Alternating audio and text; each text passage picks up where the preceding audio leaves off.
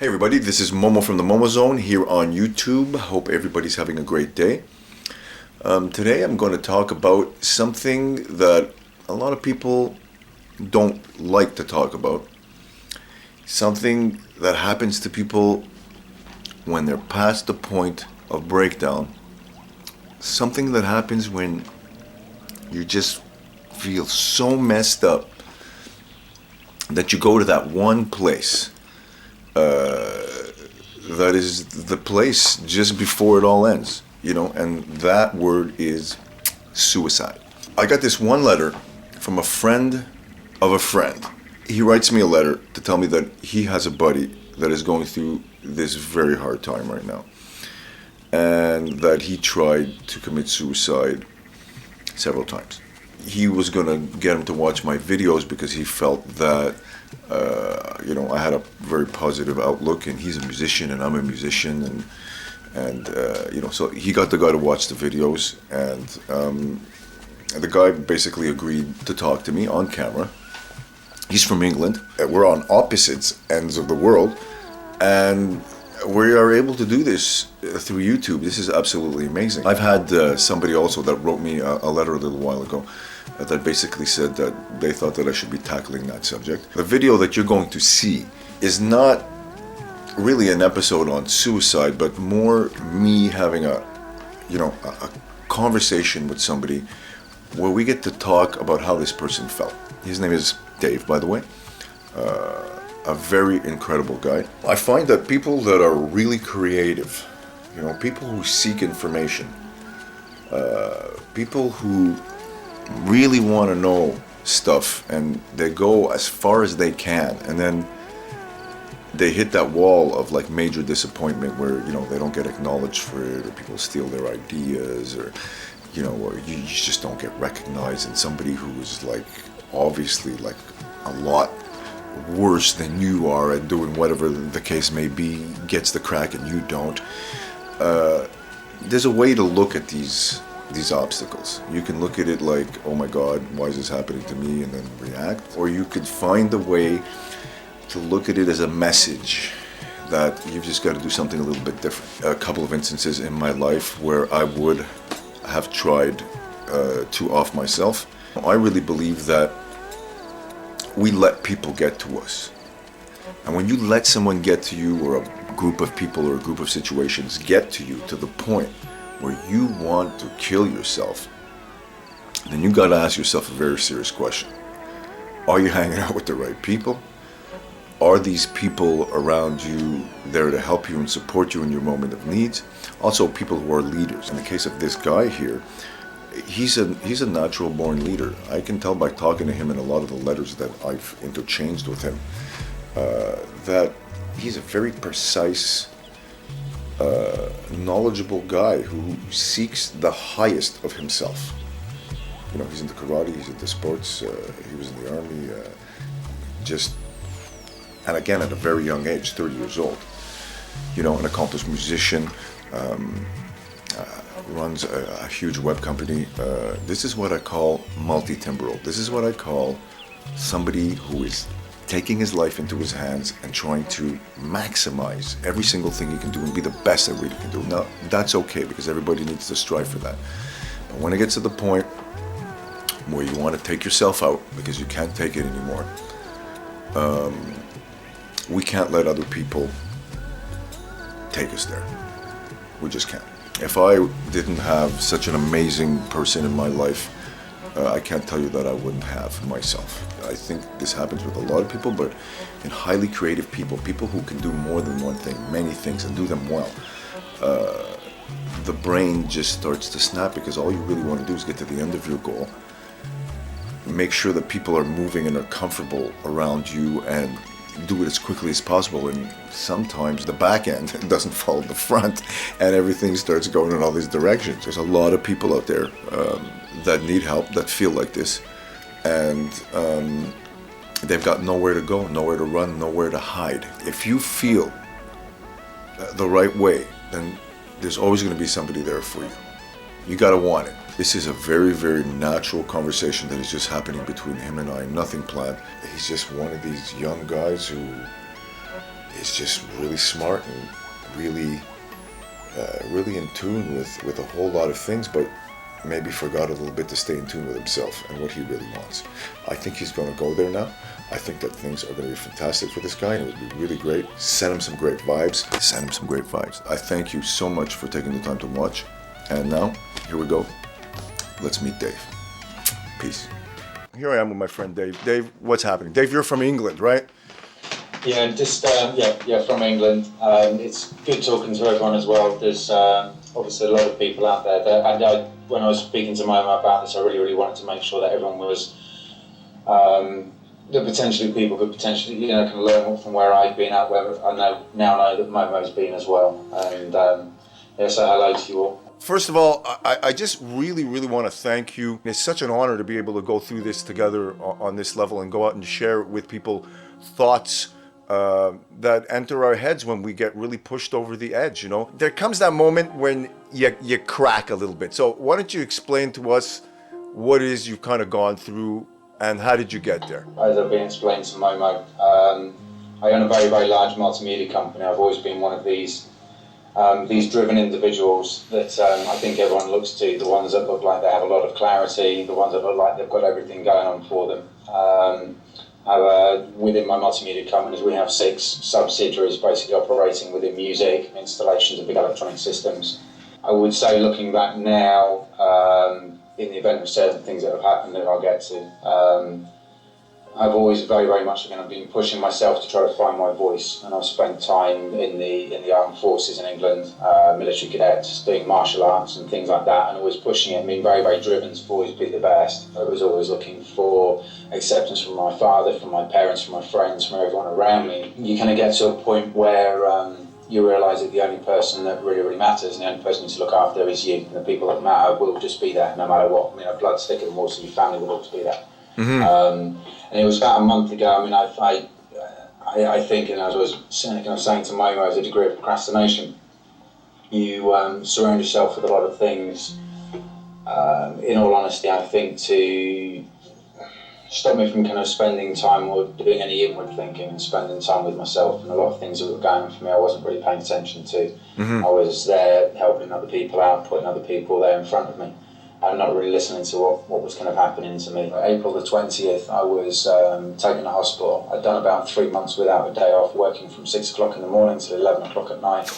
And was taken to hospital. I was found by my parents after taking what was considered 12 times over a normal overdose, and rushed to hospital after what was actually a 3rd time that I'd attempted suicide. It's kind of screaming out for help, and when everyone thinks that everything's perfect and everything's going really well for you, you tend not to. I don't know, it's a little bit embarrassing and a little bit humiliating turning around to people that rely on you so heavily, and I've had a lot of people that look to me for the answers. Admittedly, I brought some of that myself. I always wanted to be there genuinely helping people, but when it comes to screaming out for help, yourself obeying to those people, it's a really hard thing to do. I think at the same time I was realising that a lot of the people that were around me were with me or involved with me for the wrong reasons. I'd say I have more clarity now than I've ever had. It's put my family and a lot of people through quite a lot of hurt and pain and suffering. Something that's really interesting that I'm getting from you from this conversation, is you are still what I consider to be very young, right? Yet have done so many things for your age, and thus because you started young, you got all this information. You want to do stuff with it. Your natural sense is to keep getting higher and going better and going to what you consider to be the top of your brain chain, puts a lot of pressure on you, and that makes you a natural born leader. And leaders really, they're the ones that have to keep the foundation of the company up, and everybody's always looking up to the leader for, oh my God, what do we do now, boss? You know what I mean? And that's a lot of pressure, you know what I mean? It's a lot of pressure, because I really think that no matter how driven you are, you don't like to disappoint people. Because I would completely agree with that. Yeah, you are the kind of person from this conversation that disappointing people or not delivering the goods is not an option for you, right? And I think that what's happening here is that because you got so fucking clubbed on the head, or shall I say, you let it, eventually it got to you, right? that because you were seeing that you were going to fail, possibly, or in your own head, you're saying, oh, fuck, I'm going to fail. I can't hold it anymore, Scotty. It's going to crash. You know what I mean? It just made you go a lot harder and say, fuck this shit, I can't take it. You attempted to do this 3 times. The first time, like, just explain to us, like, what do you think about just before you go and you do that? How far do you got to go? And what did you do the first time, for instance? The first time was a while ago. I mean, I was with a girl at the time. I mean, I used to do kind of security work and bits and pieces like that. I found out that basically we were going to be having a child together. It wasn't something that was planned. Without going into too much of the events of it and stuff, that didn't happen. Very, very late in the pregnancy, she lost the child. And it was, I think, the circumstances and that as well. I've always been very, very responsible for my actions.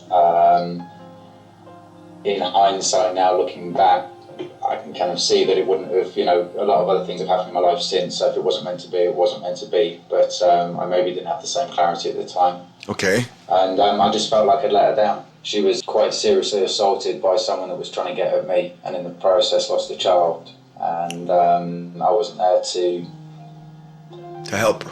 I couldn't stop it, and in always being very, very capable physically through having kind of martial arts background, being very, very well disciplined, I wasn't there for it. This was about 11 years ago now. So there, again, your mind tells you, oh my God, I have failed at something. I can't control this situation. Yeah. I've let her down. Again, it's funny that we're talking about this because it's about a letting down situation, right? Okay, so now the second time. What happened the second time? Second time, I think this was the latter part of last year, around August of last year.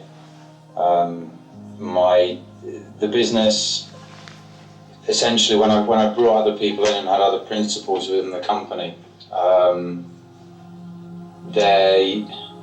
think everyone just kind of relied on me to sort things out. It's almost kind of rested on their laurels slightly. So it was almost a case of, you know, they were working your average kind of 9 o'clock till 5 o'clock day. They're going out with their girlfriends in the evening. They're doing the nice thing. They're earning the money. Business partner's got a very, very nice car. And yet there was never any financial input into the company, if you know what I mean, from anybody else apart from me. So I've funded everything. I've supported them. I'm always there when they need it, doing the accounts, doing all the administration behind the company, and then having to run my companies and do what I do as a specialist, doing the electronic systems, for very, very high profile clients, so each one's bespoke as well. I mean, without going into too much, but as an example, like with the home theatre systems that we do, my average proposals for someone's house could be, 40, 50 pages of information just for one job. Each one's unique, so all very, very time consuming. It put great strain on my personal relationship, and whilst I'd spoken to other principals and management within the company in regards to stepping up their game to free up some time, and hearing from them that, it's going to be okay and we'll come around and we'll help and we'll get all of this sorted out and stuff, it never came. And I just got to a point really where I was asking out for it in every single way that I possibly could, short of doing something really, really silly, and it wasn't really coming. So I basically went and sat on an old Second World War bunker down in this beautiful bay in Jersey, and checked out a view and started taking some pills and sinking some alcohol.